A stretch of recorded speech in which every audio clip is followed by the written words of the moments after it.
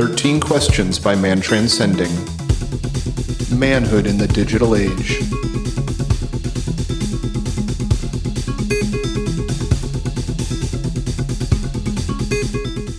Welcome back to 13 Questions. I am Adam, and joining us today and going forward is B. Strut.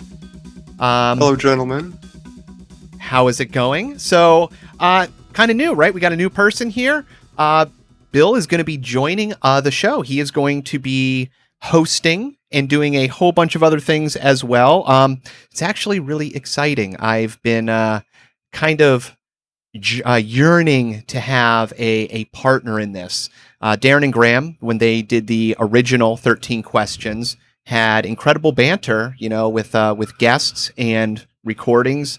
And although the show has been wonderful and great, I'm really gonna enjoy getting back into kind of being able to work this as a team. And I'm happy to have you here, Bill. Yeah, dude, I'm super excited. I really do feel like I'm standing on the shoulders of giants. So I can't believe that I have this opportunity to be here and to be a part of this project. So I'm really looking forward to it. So it's going to be great. So you're going to be hosting. You're going to be getting guests for the show. You're going to be learning to edit and do basically everything that me, Darren, and Graham have been doing, which is, not loading the responsibility on it. It's literally bringing you in and making this a partnership, which is something I'm excited to do. Looking forward, we've got a bunch of guests lined up, or I should say a couple guests at least lined up in the wings. You are actually going to be starting that off tonight for the 13 questions. So we're really going to get to know you. Yeah, I'm excited. I've listened to the show before, obviously, and these questions they're not easy to answer. It really requires some thought and some honesty, and hopefully we'll all come out the other side better people for it. Hopefully, that's kind of the point, right? I think so. It's a show with no wrong answers, and you said it, standing on the shoulders of giants. It's the shoulders of giants of information. Millions of years of evolution have brought us to that point. You are here because of the survivors, because of the advice that was given to them, and it's trickled up. So, here we are, and you can find great value from every human being because we're all on the shoulder of giants just by us being here. Yeah, definitely. And I think there is something to be said about the value of memorializing wisdom in this way. And I think that there's no better way to do it with the podcast, especially one that we're trying to make open source, so to speak. Oh, absolutely. Because to me, I learned through allegory. If you know me, when I tell stories, I relate it to something else because that's how it works with me. And when I hear somebody tell a story, it's a roadmap. This is how they've lived their life. This is how they've gone into a situation. This is how they dealt with this. My situation might not be the same, but I can kind of lay it down and compass myself in the direction that they're going. So to me, it's incredibly valuable just to listen to that wisdom. So that's why I'm here. That's why I'm addicted to the 13Q. Yeah. Listening is a big part of getting wisdom, and I think that the more that we're able to do that from as many people as possible, the more knowledge that we can collect and kind of integrate into our own lives and make that something that's actionable. So wisdom there's a kind of a formula here. I can't remember exactly how it goes. I'll have to look this up for next time. But something about wisdom is applied knowledge. Gleaning this knowledge and then making it actionable in some way in our own lives is something that I hope people can take away from this, from listening to all the guests that we're going to have on in the future. Absolutely. And we should also say that we're going to continue on with keeping it open source. So if you want to send in, as a listener, somebody who you find interesting and you do a recording with, we would love to hear from them. I mean, there is no bad person. If you think that this person is going to have, a good interview, if you think they're interesting, that's all you need. Ask them the questions. Only thing we want to do is make sure that you get some minimum recording standards down, which we can help you with. You can email us over at, what is it now? We're using 13questions@gmail.com. I believe so. And yeah, guys, I was kind of brought in to help find guests for the show. So any you get suggestions, if you don't want to record the person that you're interested in, put them in contact with me, or I'll reach out to them. Just make it happen, because I'm excited to book guests. I've got a lot of great ones in mind and lined up, but eventually the well's going to run dry at some point. But I think that with the help, your help, the community's help, that there is an endless source of wisdom to be had out there. So help me help you, please. Talk to your grandpa, talk to your grandma, talk to some of the elders in your life, the people that have lived a long time. I know the older that I get, I look back at my past self and go, you were a stinking idiot. And, now I'm looking at myself going, I start to find the value in age because, there's no way I could have seen the world, from where I am at 38 to in a 25-year-old's position. And I look forward to where it's going to be at 58 and at 75 because, man, it's got to be so much different. So these are the people that I like talking to.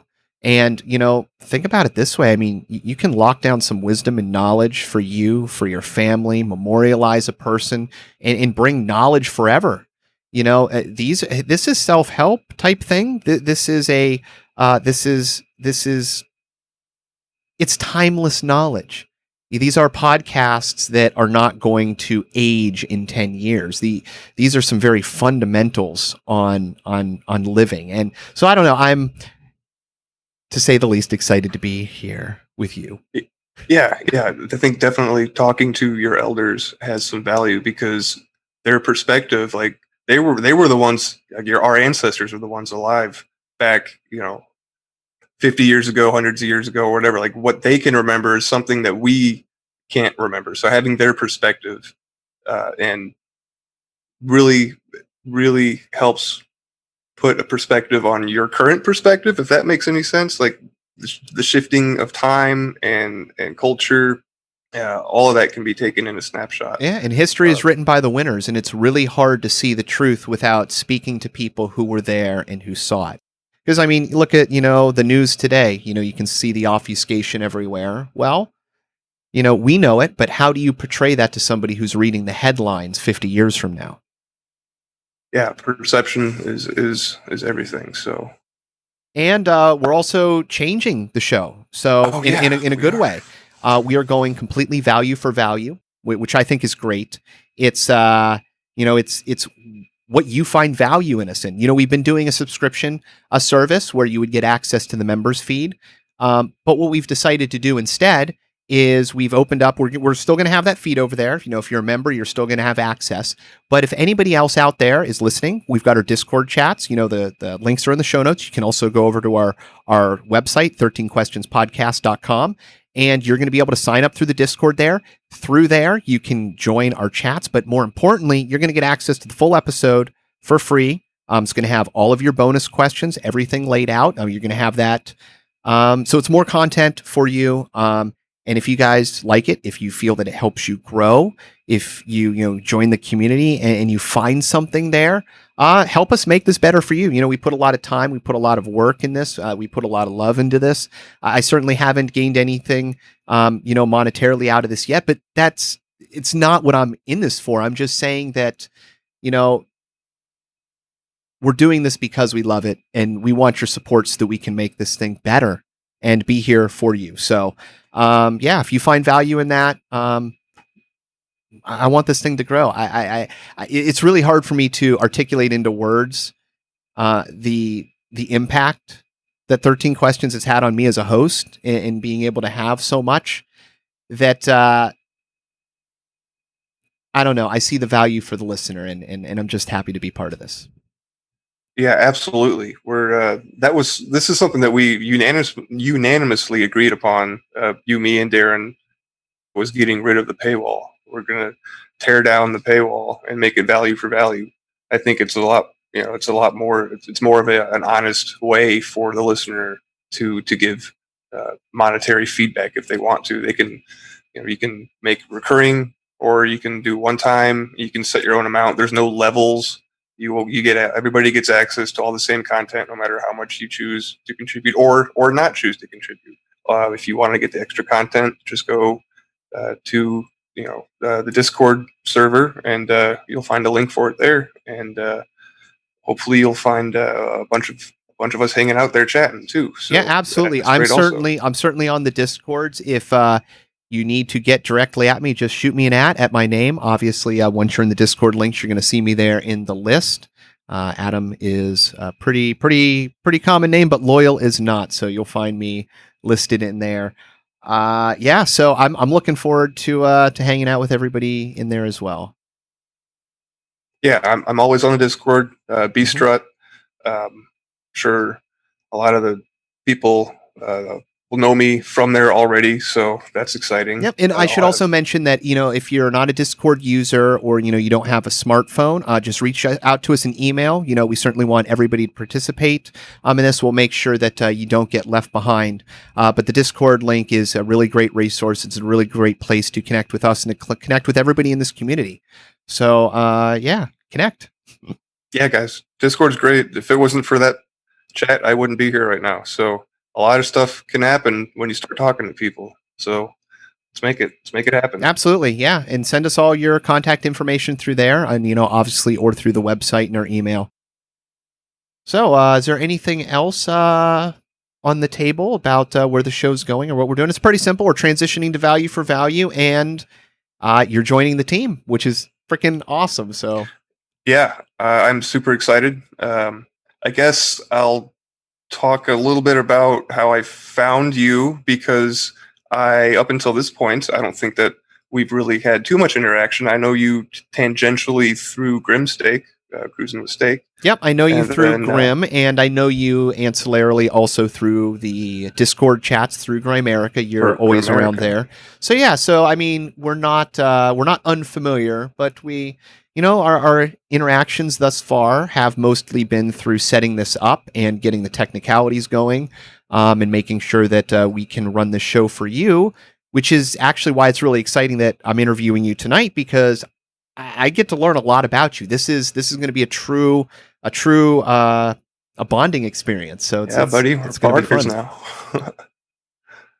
But yeah, so I was a part of the Grimerica Discord chat for a number of years, and popped in there one day, synchronistically, if you want to say that. And Darren was asking about a new if somebody wanted to host 13 questions, and I had his phone number because we've talked on the phone before, so I sent him a text message, and we talked on the phone the next day after that, and we agreed that this project is something that's important, and we both wanted to keep it alive. And Adam agreed to continue to do the show, so here we are. Here we are. All right, B, you ready to jump into this? Yeah, I've got my notes in front of me, and I think I'm ready as I'm going to be. All right, Bill. Question number 1. What was the best advice ever given to you? Would you modify it at all today? The best advice ever given to me was from my father, and I think I have the direct quote memorized, and it goes something along the lines of, "Don't dip your pen into company ink." So, to That's put one it of the best more, advice that I've ever gotten. I love that advice. okay, awesome. So you've heard it too. You've Yeah, heard that phrase before. don't dip your pen in the company ink. Yep. So yeah, so basically keep your professional and your personal life as much separate as possible, especially with romantic relationships. That's something that I've kept in mind and practiced throughout all the day jobs that I've had. I mean, I still have a day job, so I still practice this too, and it's served me well. So, and I think, would I modify it at all? I think that I would, because I think, the dipping of the pen in the ink, obviously there's sexual innuendo there, but I would extend that to other relationships within your workplace. So I guess at the end of the day, your friends are your coworkers are your coworkers. They're not your friends. Well, and I suppose So it depends on the type of business that you're looking at. If you're looking at, a startup of 5 friends that are, in something together, all in the same mindset, that's different than, trying to get a group of people to work, a business or, some sort of, paper job. right, and it depends on the industry for sure. There are some jobs that require you to be pretty close to the people that you work with, and of course, a startup would be one of those. And also, I was a teller for 8 years, a bank teller, so we kind of had a little tight knit bond behind the line there. So that line can get blurred, but I Yeah, think well, that's kind of a the hard more job because separate, you're working with the same small group of people in a very exactly. intimate area with not a, I mean, you can't be listening to a lot of distraction in radio, so you got each Hmm. other and money. And Yes, yeah. So yeah, I guess that would be my in a perfect world, if for somebody coming up now and looking to get into the workforce for the first time, maybe keep that in mind. I don't know. It worked for me, and something that stuck with me to the point to where I don't know. I think I got that quote right. I'll have to ask my dad next time I see him. what was the most important lesson you learned from your parents? The parents again. Thought pretty hard about this one, and I ended up with the value of family, and more specifically the nuclear family. Little George Bush on you for a second. I almost said that, but I didn't want to sound insulting. No, that's all right. Um, and it's only something that I've really more recently come to grasp with. I realize that we don't live in a perfect world, and not everybody has a good relationship with their parents and their siblings. I have 2 older siblings, and even though we're all grown up now, I always go over to my brother's house for Sunday dinners, and my parents are there, and I get to see my nieces, and so just having that continuation of people that are around and present in your life, no matter what. So I mean, it's blood is thicker than water. Well, and that's valuable too, because like it or not, those people know you better than anybody else in ways they've seen sides of you that nobody else is going to see and how you've grown and changed, which, I mean, it allows you to appreciate the nuances of a human being like nobody else can, just because you have to have the knowledge base. Yeah, yeah, yeah. They're good. I mean, they're going to witness everything. In a perfect world, they would witness everything that you've gone through to progress to the person that you are today, and hopefully, you know, um, parents are there to guide you throughout life and give you good advice, kind of like what we're talking about now. Mhm. And I think being the youngest I'm the baby of the family.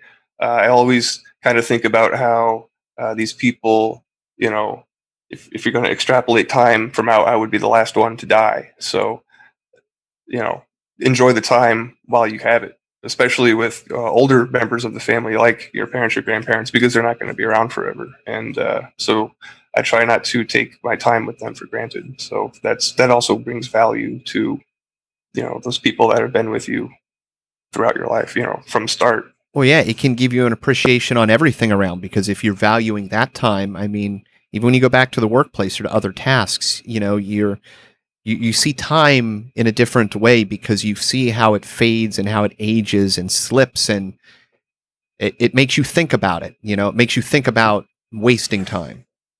Indeed, yes. What book has been most influential on your life and why? So I kind of took a little liberty with this one. The book, it is a book. I did purchase a physical book, but it's called the Daily Stoic Journal, Okay. and it's by Ryan Holiday. I've read a number of his other books too, but the journal is daily writing prompts to reflect on Stoic ideas, and what I would what I would do in the past, and still have a journal today, but it's not the Stoic one. There's right little emails that you would sign up on the Daily Stoic website to get, and it would be a daily reflection of something Stoic themed, viewed in the lens of Stoicism, and then you could tie that into the writing prompt in the journal for the same day, and it would just repeat. 360. It's 365 pages, 365 prompts, and then you go on like a yearly cycle. So um, that was really influential on me because, and I picked that because Stoicism in general was really the most influential um, force in my life. I got through books. I went to parochial school up until um, high school, and then I graduated and went to a state school, and that's where I fell in love with philosophy. And uh, Is the Stoicism journal anything like a mantra, or does it have mantra qualities to it? um, not in the journal specifically, I but just I meant could like in you its could probably repetition, draw some in just the mantras. repetition of it. Is like, did the Stoicism quotes repeat Uh, daily uh, over and over again? um, I suppose the one of the tenets Stoicism is memento mori, which is remember that you're going to die. So I guess you could use that as a mantra if you wanted to. That's a good one. That's a good one. I like live every day like it's your last because one day it will be. Yep, that's another good one too. So yeah, the Ryan Holiday, great author, helped me out. Kind of, yeah. He comes up again later on. So, all Nice. What daily habits or rituals do you have? right. Well, besides flossing, no, um, I Are do you an I do alien? This can't be real. I do pull tarot cards for myself. So I try to pull a card a day. Um, I don't necessarily do a whole reading. It's just kind of more intuitive, and I don't really do it out of superstition. I picked up my first tarot deck was actually gifted to me through a member of the Discord chat, Starving Pilgrim. Pilgrim, if you're out there, I love you. Thanks for the deck. And I got it just to start experimenting with it. And this is what I keep my journal based off of today. And I just wanted to see if what would pop up. Like, are there any patterns I could notice? Do you ever use I Ching?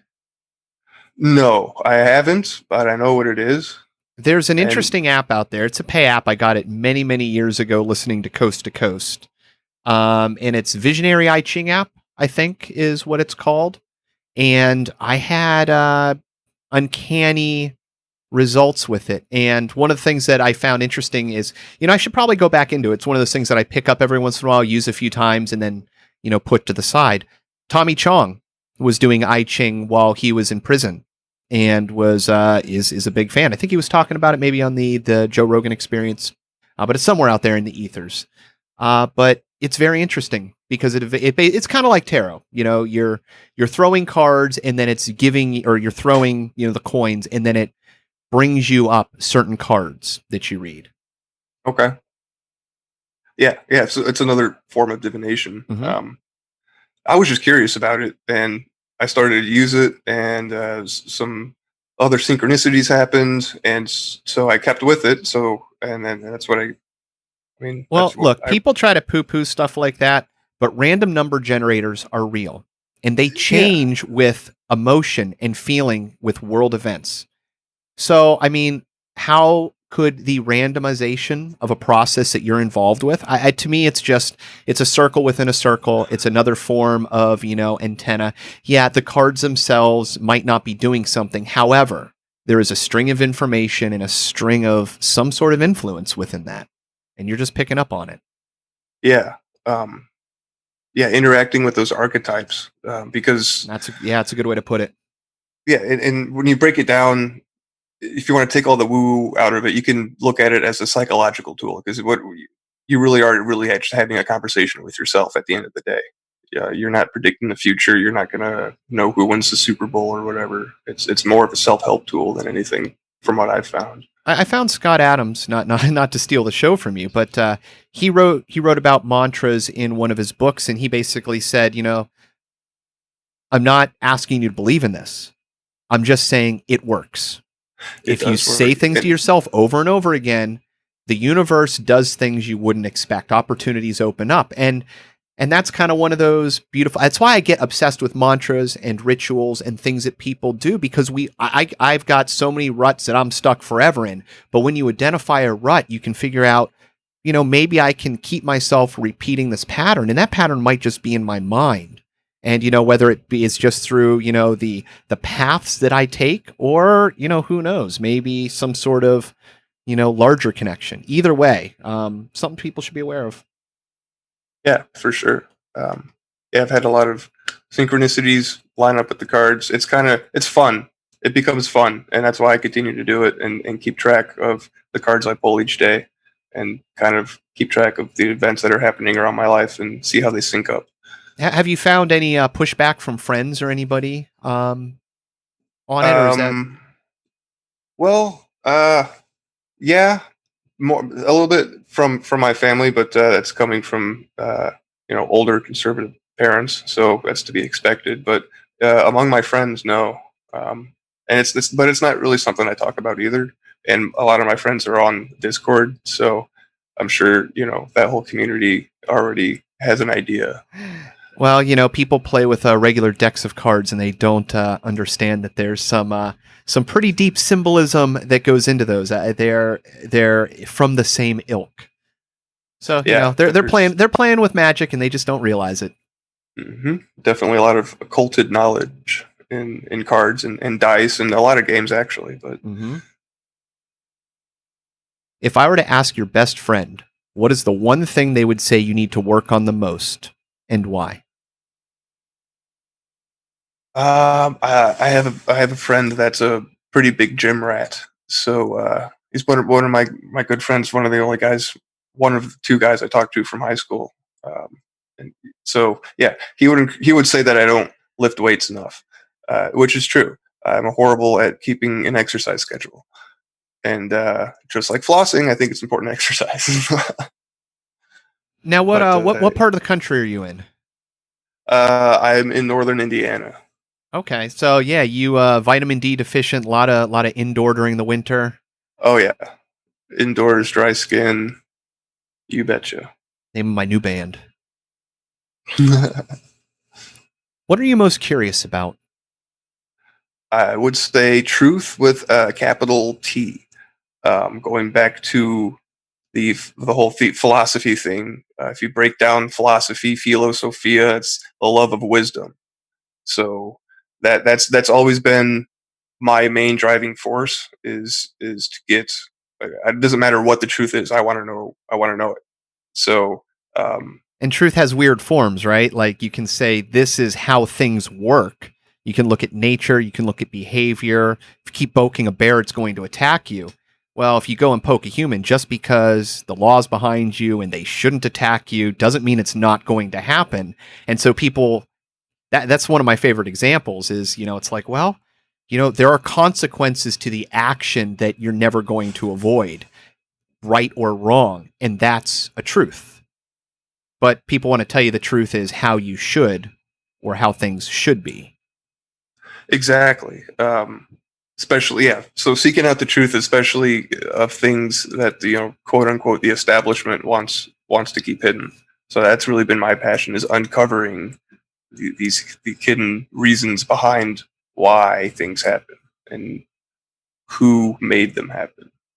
Yes, yes, especially when history repeats itself. Looking in the annals of time, I'm really interested in remote viewing. I do a bit of that on the side.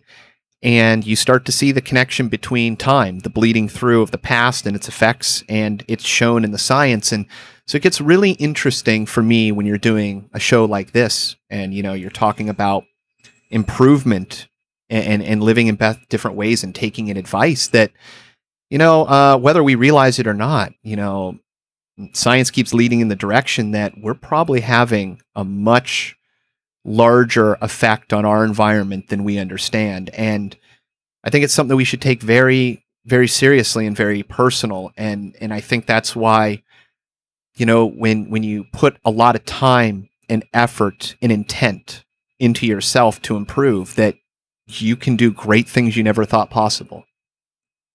Yeah, there's definitely a lot of truth to that statement because things really didn't start going my way until I worked on myself. And once you start working on yourself, other influences don't seem as important, like who's president or, you know, should I wear a mask today or not? Yeah. That's a great point. I have not thought about politics, the world since we've been in this conversation. That's a beautiful thing, man.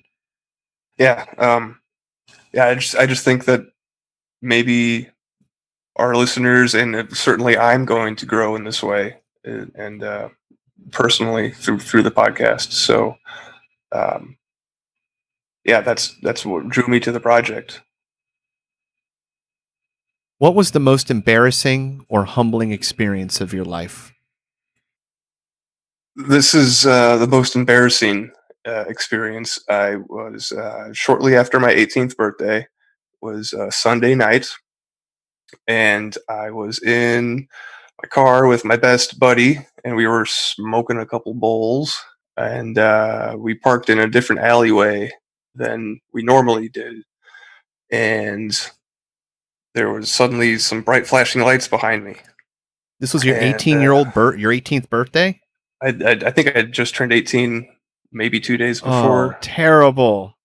and my buddy was 17, so he got taken back home to his parents, and I got taken to the counter, yeah, the jail, and did the whole intake process, fingerprinting, and they took me into the men's bathroom and had me stripped down, and I had the whole strip search done with, you know, spread your legs, open your butt cheeks, cough, turn around, you know. So that was embarrassing, and it was a little bit humbling too, just to get a taste of what happens when you break the law. It wasn't a pleasant experience, and yeah, so that was the most embarrassing and humbling. And kind of sad if you think about it. You got busted for smoking a plant and then were forced to be humiliated in front of other people. Meanwhile, a 2-day difference, an arbitrary numeral that has nothing to do with, how mature or your decision making, it determines whether or not you get this punishment lashed out against you. That's man, we're in a weird world.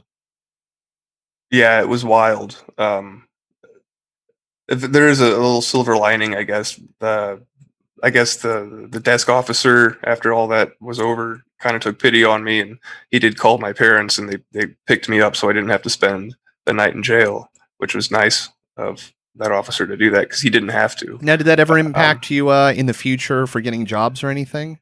no, I got on the pre-trial diversion program, so I avoided it being on my record. So that, you know, silver lining again. But yeah, it was super weird being able to go back to school on Monday, having gone through that experience, and like nobody else except my buddy. I mean, even my buddy that I was He with didn't didn't know what know because he happened. wasn't there. Yeah. Yeah, so Ah, that was damn. also another odd experience. Yeah, and then you get stuck with that experience, just you.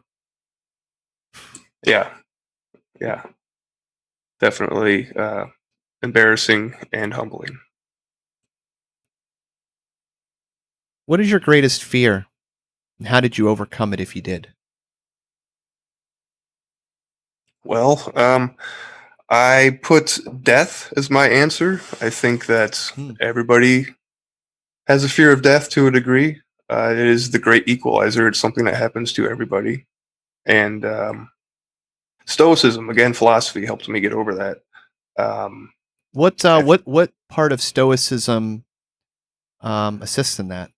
uh, it really teaches you to live in the moment, and that takes away feelings of depression and anxiety. Depression stems from living in the past, anxiety comes from thinking about the future. So, Stoicism teaches you to be still. Um, and it also, going back to the memento mori mantra, so to speak, uh, thinking about and meditating about death is a pretty prevalent Stoic theme in Stoicism. So, doing that, you become more familiar with it, and I think that makes the fear needle go down if you were looking like on a gauge or something. Also means that when you're in the situation where your life is truly threatened, you've been there mentally. So all the crazy stuff that goes through your head, you've already dealt with. You can handle the threat at hand. If there's a threat, you can do what's needed to be done without that burden of extra thought of, oh my God, I'm going to die. Instead of just, this is bad. Let's try to stop it. Yes, yeah, it's definitely comes in handy for keeping your cool, being cool, calm, and collected in crisis situations. And then I also think that, in a perfect world, if you're going to be dying on your deathbed, surrounded by your family or whatever, then you're not going into that experience with fear. And because I just think, that's probably a horrible way to go out, being afraid of what's going to happen to, like, what happens after death. Nobody knows, really. So, and entering that and being prepared for that, I think helps a great deal in getting over the fear of death. So you think you've gotten over the fear? No, but I'm working on it. You know, uh, I'm less afraid than I was, yesterday or a year ago or a week ago or whatever. It's definitely, all. I think it's inherent in all mortal beings. Well, the good news is you can't avoid it. So Yep. it's there, whatever it is. And, you can choose to live with the burden of the thoughts of what that means, or I guess that's stoicism, live in the moment and, make the best of what's there. Let that day come. It will come and you can handle it on that day. Yeah. And I guess a byproduct of that would also be learning to live in gratitude, because if you are constantly reflecting on, you're going to die. I mean, be grateful for today and, carpe diem. So Have you learning, had a near-death experience? Yes, I have. I wasn't out of body or anything, but I have had an experience where I thought I was going to die. I'll tell it real quick. I was in the Dominican Republic on a archaeological field school. We were digging up artifacts for one of Captain Kidd's sunken ships, and you can actually see this on National Geographic. They came out and made a documentary, so you can see me walking around in the background, and they did a close up of my hands digging through the sand. What's the documentary called? Something about Captain Kidd. I mean, this was 10 years ago, so I don't know the exact title, but interesting. National Well, I'm Geographic excited. I'm excited to see. Yeah, you can see the back of my head and stuff. I wasn't featured or anything like that in the documentary. It was just the school I was going to was, because they had an underwater diving team to bring up a cannon. I was more on the doing stuff on the beach on the shoreline. But anyway, we were staying in this complex of flats, that apartment buildings that used to be an old resort, but it was all run down, and it wasn't a resort, a tourist area anymore. It was this very small island on the north side of the Dominican called Luperon.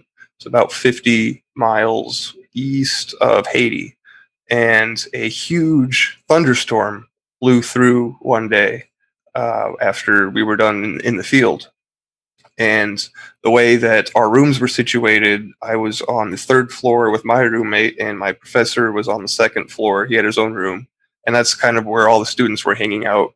After the day, we all just go to his apartment and drink and talk or whatever. And well, during the storm, I had to use the bathroom, so I went upstairs, used the bathroom, and on the way down, clung on to the railings, and I tried to swing down the last bit of stair to get out of the storm as quick as possible. Well, I ended up hitting my head on the walkway above from where I just came from, because I'm tall. I'm 6'4", so I hit my head. I fell backwards, landed on my spine, had the wind knocked out of me for what seemed like 5 minutes.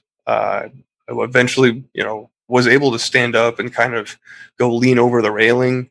I couldn't move that well, though. I couldn't get air in my lungs. I couldn't like inhale. Like my breath was like, I don't know, I was like permanently deflated, it felt like. So I'm leaning over this railing, trying to catch a breath, and the rain is just pouring down. Everybody I know is inside this apartment with the door shut behind me. Like they don't, they're not aware of what happened. And I can remember staring at the ground, thinking, or staring, because this is the second floor. We're on the second story, so I'm staring from the second floor down to the ground below me, thinking like, "Oh, I'm going to die. This is how it happens." And well, it didn't. Eventually, I was able to catch my breath, and I got taken to the hospital, stitches, which was another experience in itself. Going to a hospital in a third world country, they don't have any signs to get to the hospital, so getting there was a challenge in itself. And of course, not being a native English or a native Spanish speaker was another adventure. So yeah, I mean, in that experience, I thought that I was going to die at that moment. Maybe I was over exaggerating, but still, like the reality of that thought struck me the hardest then. And to me, that's a near death experience, even though it might not have been as severe or whatever. It's in how, I mean, how do you know? You don't know if you punctured a lung, if you've collapsed a lung, if you've damaged your spine, if you have internal bleeding. You're bleeding on the outside. You've hit your head clearly really hard. You're not in a proper state of mind. Probably. You're at least. I mean, you're hitting marble. That's scary, man. Yeah, it was an experience. Go ahead. Do you think that negatively impacted your fear of death? You know what I mean? Do you think it's made it something that, like, you seem emotional speaking about it? I mean, negatively, That's probably not the right word. I mean, it's something that has helped. I think so. Because it gave me an experience, and if you can learn from that experience, then I would count that as a positive thing. So I would say that it helped. Yeah. What quality do you most admire in a man, and why? With this one, I went with honesty, because that can translate into so many other facets of one's life. Everything. Could you imagine if everybody just told the truth? Yeah, the world would be a lot simpler. Yeah, it would be. I mean, the arguments would be in our agreements on words and on definitions and on true opinions, not on this drug does this and, oh, there's a recall on this product. Why? Well, because they were making more money, so you decided to make airbag, canisters that explode instead. Like, those things would never happen. Definitely. That also translates, I think, into being a man of your word, so to speak. Maybe a handshake is means something to you. A verbal agreement, a verbal contract, a handshake can seal that, so to speak. And so just say, if you're going to do something, do it. So yeah, just be honest with people, and I think that also makes for uh, quality, for quality people, for quality conversations too. I'm a huge stand-up comedy fan, and from listening to a bunch of these artists over the years, something that I've heard them talk about and is true is that the best material comes from your own personal experiences, and it's very important to be honest when you're on stage, because that's where your comedy gold is located, in your own personal experiences, and to be able to talk about that in an honest way. Because everybody has this built-in truth meter. Whether you like it or not, somewhere deep inside, there's things that resonate, and they resonate because it's an experience that you shared. And, some things you can only be there by being there. You can only know what it's like to hit the bottom when you've hit the bottom. And sometimes that's what you need to get to the top. Yeah, for sure. And I think that people can see through. They can tell. You can tell when somebody is not being honest. I mean, you were saying, I mean, it's kind of like a sixth sense. You can tell when somebody's not sincere. So it's important to be honest, to have that, to make that connection to your audience. Well, hey, and if you're just stand-up. if you have friends and important people and you live by your word, I mean, they know it. They know it. It's not something that needs to be out on the internet or, you know, in your social media. The people that mean the most to you that you interact in the real world, you know, you'll have that bond. You'll have you shook my hand, which means that to the best of my ability, this is going to happen. Yeah. Honesty breeds honor, so to speak.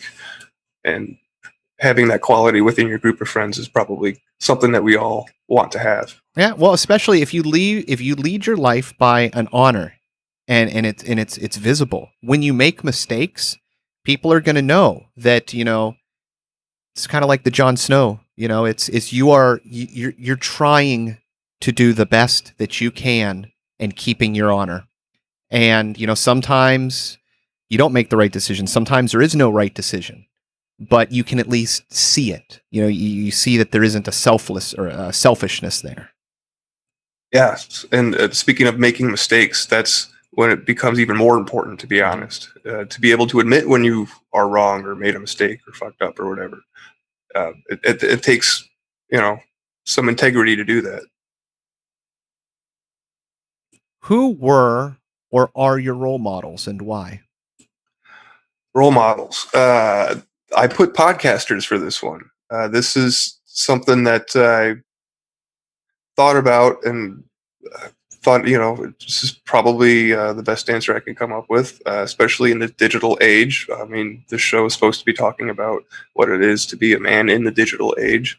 And I don't want to say grew up in the digital age, because I am old enough that I remember having to go to the library and look at microfilm or read encyclopedias to find information and do research. How old are you there, Bill?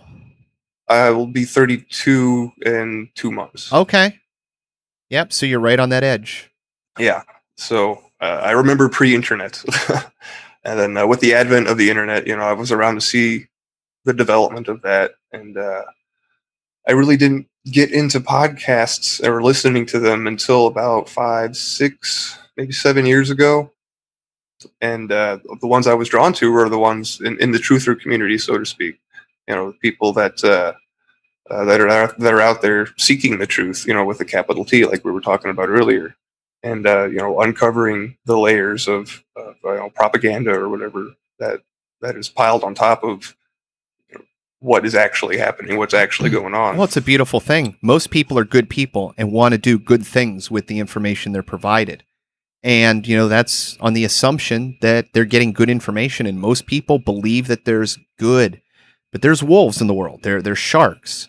There are beings. There are people that don't see it that way. And it's beautiful to see podcasts. I mean, they are doing something that the media has failed to do. And what are they? They're usually a one-man band, one person producing, hosting, and it's a lot of work. And it's a selflessness that you see. I mean, because look, it's a joke, you know, there's no money in podcasting. It's true. I mean, unless you're Joe Rogan, you know, or a select few podcasts, it's a really rough go. So yeah, man, that's really cool. Who'd you choose?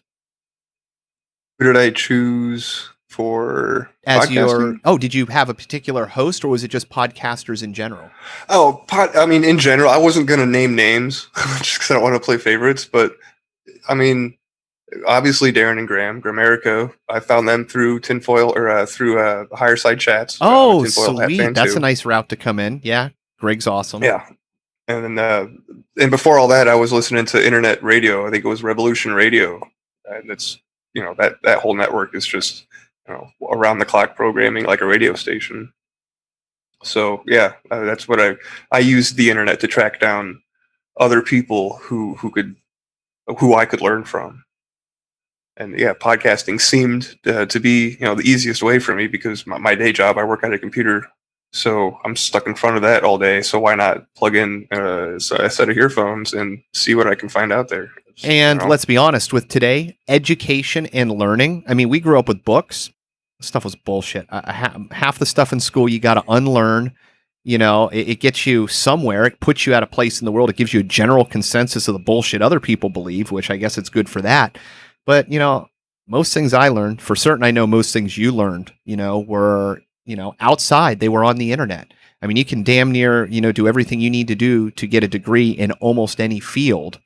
You might not have the certificate, you might not get hired, but you're just as good as a guy that knows it. Right. And, all that is possible because of the internet. And, I like the fact that we have 13 questions. 13 is a number of duality, and the internet is something that I think embodies duality. You can use it. It can be used for very evil things, or it can be used for good things, like, spreading truth, this podcast, this community that we're going to build. So yeah, definitely. Yeah. Podcasters, that's my answer. What institution of society or structural aspect of modern life would you change given the chance? Going back with the death theme would be the funeral industry. I think that, it wasn't too long ago when a family member died and their body was just left in the house and the family took care of it. It's only been in recent modern times, so to speak, that the family would hire somebody else to come and get the body, and then we have the whole funeral directory experience, and then they take care of the burial. And I think it just disconnects society in general from being familiar with death. And I think that can have a maybe if people were more familiar with it, they would be more appreciative of life. Well, and it skews our reality. People hide it from children. They try to protect them from it instead of it being an integral part. It's something you can't avoid. I mean, I'm very lucky. It wasn't through my parents. For whatever reason, death has never been a thing that has been on my platter for fear. But I can see how that could be embedded if this is a reality that you're not allowed to experience, then for a large portion of your life, it's not there. And then when you see it, it goes against everything that you've been taught. It's the trauma of finding out, Santa Claus isn't real, but no, it means that you don't go on forever in this form like you think you do. That's huge. You give an ending to somebody who doesn't understand endings. Yeah, and they make it into such an ugly thing. Yeah, and it doesn't have to. I don't think it has to be that way. And I think one of the best gifts a parent could give their child is a beautiful death. I mean, one of the lessons to leave, like leave on a high note. So maybe, I don't know. That's just my opinion. Maybe the funeral industry. I know it's recession proof, so it'll probably never disappear. But well, and unfortunately, they've got the laws locked down, so you're forced to participate in some means or another. I know. If I had my ultimate wishes, it would be funeral pyre. Put me back into nature in a very natural way. Whatever's left of me, let the animals take and consume. That's beautiful. But there's laws that say you can't do that. And you can't bury somebody in your backyard on your own property with your own shovel that, they grew up on, have been there their whole life. You can't return them to the place that they lived. It's kind of we're in a weird machine. Yeah. And I understand that there's probably a good reason for those laws to be around, but just the fact that there are laws and that you are restricted in acting within a certain set of parameters deemed as acceptable should probably trip your trigger and make you do a little bit more investigating. Well, that's one of the most natural things. Everybody lives and everybody dies. And not everybody, but most people have compassion for the people that passed and the people that they loved in their life. And, I think most of us would want to, I certainly would want to participate in as much of a way as possible. I would want people to do that for me. I wouldn't want to be handed off, to some unknown person, for parts to possibly be sold, to be put into a giant machine, to be burned alive with, or not alive, but, to be burned with a lot of other people's and other residuals, and it gets just.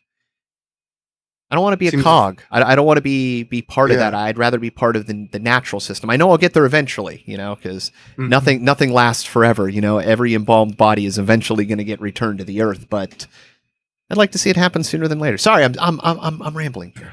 No, you're not. This is great. Yeah. So yeah, that was my answer for question 11. What is the most courageous thing you have ever done in your life or have seen? I went for have seen for this question. I went with have seen for this question because I have a buddy who uh, has struggled with some addictions in his life, and which in turn have led to some health problems. And he finally kind of saw the light and took himself to rehab and got his life turned back around. And I think when we're talking about bravery, that this exemplifies it pretty well because it takes you have to be brave to ask for help. It takes a brave person to realize that they're in a position that's a tough position and that they're struggling and that they can't find a way out just by themselves, and reaching out and asking for help, the help that you need, is that's I think that's brave in my book. It's huge. I mean, the odds are against you. Most people, can't break out. Most people get stuck in some fashion. So knowing that, you have to be the one. You're already stuck on it. It's hugely brave when somebody decides to take that step, and especially when they keep walking, they keep getting better. They walk out of that environment and find themselves a new life. Yeah, for sure. And yeah, so it's just nice to see that he's turned his life around, and he's still got the health issues aren't going to go away because the damage has already been done, but the abuse issues with the substances is under control now. And I've dealt with my own addictions to a degree, nothing that severe, but I can. So yeah, I have an appreciation of how hard it is to try to give up smoking or drinking or what I think most So people can agree. Try walking away from your phone for a day. yeah, Turn it off and leave it at home and go. I mean, even for me, I can do it without the internet, but I'm still thinking, what if there's an emergency? I mean, when we were kids, it was, where's the nearest payphone? Where's the nearest door? We can still do that, but we're locked into this, I have to be connected. I mean, that's yeah, addiction. So it yeah, is addiction. everybody's addicted to something. It's just, some of the addictions are more detrimental on our lives than other. I mean, look, we're addicted to podcasts. I'm addicted to podcasting and listening to them. That's I don't want to be cured. Right. And like going back to the whole duality thing, 13, I mean, the addictions, everything in moderation. Including Being moderation. addicted to podcasts is a good, can be a good thing, but you know maybe I should tell myself to get out and exercise more instead of listening to so much podcasts. I don't know, just something to think about. What does it mean to be a man in today's world? This I got this answer from another podcast that I listened to recently. And it's not anything too mind blowing, but I think the measure of a man in today's world is his ability to think for himself. And um, I don't. That seems like a very shallow answer, but with all of the misinformation and disinformation being spread around in the digital age, and how easy it is for that to be disseminated, and the speed at which it is disseminated, I think it's important for everybody to hit the pause button and ask that question of, what's the agenda behind this information that I'm reading, or Well, and you know, even if you're parroting information just because you're, worried about the social consequences, um, you know, standing up to that's very brave. I mean, you see it in people. Some people like to ride the line of aggression, but there's a lot of people that just stand the line of truth and they take the punishment. And I admire those people. I try to be one of those people. Yeah, it's definitely something I think is worth striving for. Maybe another way to put this is to not somebody is instead of thinking for yourself. Another way to put that would be maybe not having cognitive dissonance, which to me translates to being kind of fluid in your uh, currently held framework from of which you perceive perceive the outside world from. You're able to keep an open mind to where you're not locked into any one belief. So when Yes, something else comes along, you can go, look, it's a broken clock, but broken clocks are right twice a day. That's some good information, and I'm taking it. It doesn't matter if you're part of this affiliation or that other affiliation. I'm not sweeping it off the plate. And, everybody's on teams nowadays. They've decided, you're bad, I'm good. Why? Well, because you represent this symbol or this name or this group. It's weird. yeah, yeah. So being able to critically think, I guess, is it is what it comes down to. Learning, learn how to think. Don't don't just uh, learn what to think, and being told by other people, other pundits, other sources, or whatever. Do your own research. Well, Bill, that was the end of the first 13 questions. Ooh, So there is something feels that good. I would like to keep going on this show. And I like the idea of having a core 13 questions. And we've kind of discussed keeping the bonus questions around and Yeah. opening them up. So they could be, for this episode, we're just going to stick with the standard ones that we've been using. But I'd implore any listeners, if you have any of these questions or any other questions, I know that there's a couple that I got from Joe Roop when he was on that I'm going to add in eventually. And I'd like to have a pool that we can cycle through and we can pull through and pull new questions for people on. And it doesn't have to be things that they've prepared for or answered. Joe Roop just suggested a very simple one that, I kind of poo-pooed it in my mind at the time, but I'm liking was, well, what's your favorite movie? Like, it seems like a very simple thing, but, it's in the circles and circles. You can learn a lot about a person just by things that they like. And, there's a lot of connections to other things. And so those simple questions, I kind of, I go, I get it. At least it puts you in an area of, I don't know. But anyways, you ready for the bonus questions, Bill? Bonus round, yeah, let's do it. What quality do you most admire in a woman? I went with compassion for this one. Two reasons. I think that everybody we make a lot of mistakes. Everybody makes mistakes, so I think compassion translates into forgiveness, which is something that you have to keep any relationship alive in the long run, I think. And the other side of that is I think it turns into empathy.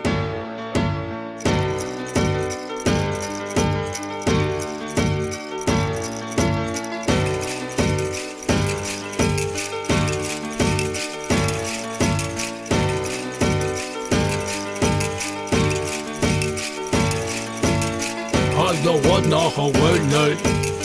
I wanna hawani. Yo what? I wanna hawani. I wanna hawani. Yo what? I wanna hawani. I wanna hawani. Yo what? I wanna hawani. I wanna hawani. Yo what? I wanna hawani. I wanna hawani. Yo what? I wanna hawani.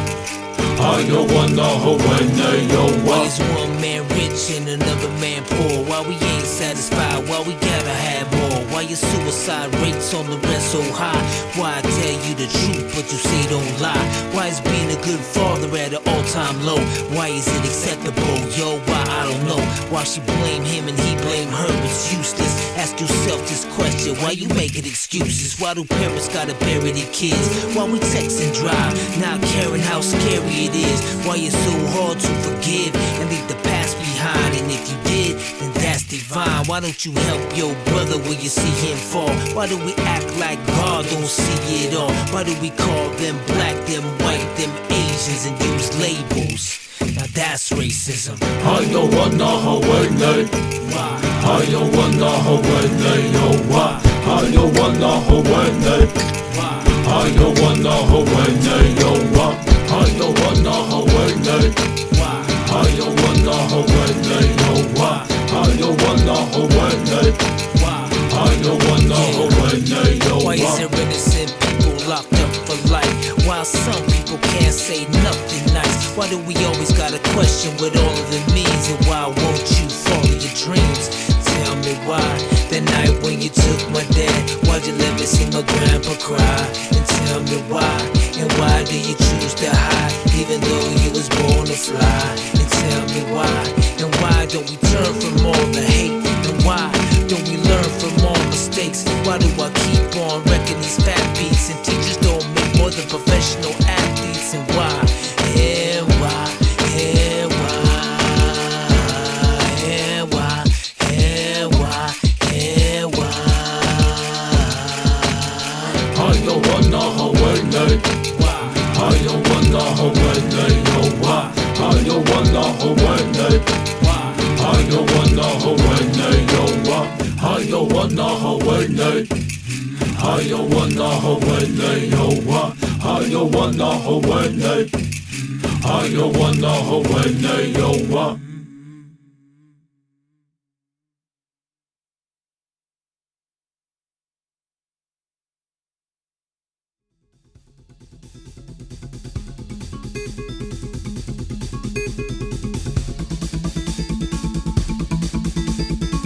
This should be considered entertainment and not therapy. We hope you benefit from our resources available at 13questionspodcast.com. Thank you for listening.